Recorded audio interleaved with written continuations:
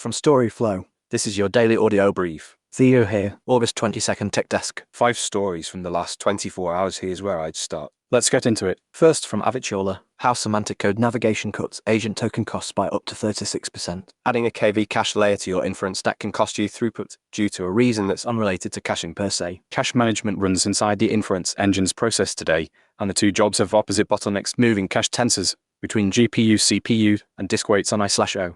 Running attention is heavy math on the GPU. In one process, the engine runs them one at a time, so the GPU sits idle while blocks move between memory tiers. Google's TurboQuant shrinks the KV cache to 3 bits per value with no accuracy loss. Next, second from the Algorithmic Bridge, how America turned against the AI industry. Hey, Alberto here. I publish long-form AI analysis covering culture, philosophy, and business. So here are my 2 cents. Up next, third from ONG Ubuntu. Postcard is a new email client for GNOME, built with AI. And then, fourth from TechCrunch.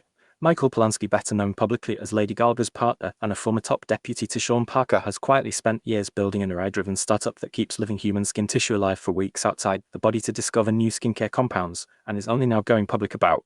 Michael Polanski is training an AI model on skin that's still alive. Next, fifth from TechCrunch, Japanese space tech startup Letara expands beyond satellite thrusters with $16 million. Japanese space startup Letara is betting its hybrid rocket technology can move beyond small satellite thrusters into a broader market for space, defense, and security after raising 2.6 billion yen, $16 million. Up next, sixth from SiliconANGLE, AI data center builder Nscale reportedly seeking $3 billion IPO. Nscale Global Holdings Limited reportedly plans to raise $3 billion in an initial public offering that could take place as soon as next month. Bloomberg today cited sources as saying that the London-based company intends to list its shares on a US stock exchange. When we first accessed the summer of simulative AI in 2024, we knew it would be a brief summer, but it has recently come back with a vengeance with SimGym in April, and now similarly raised $2 billion Series B, backed by Green Oaks and Index Ventures with prominent backers like Fei Lai and Andrej Karpathy, running tens of millions of simulations for Fortune 100 clients like CVS and 85.99% accuracy vs human focus groups. According to the report that has hired Goldman Sachs Group Inc., the poster AI data center builder Nscale reportedly seeking $3 billion IPO appeared first on SiliconANGLE. And then, seventh from Latent.space.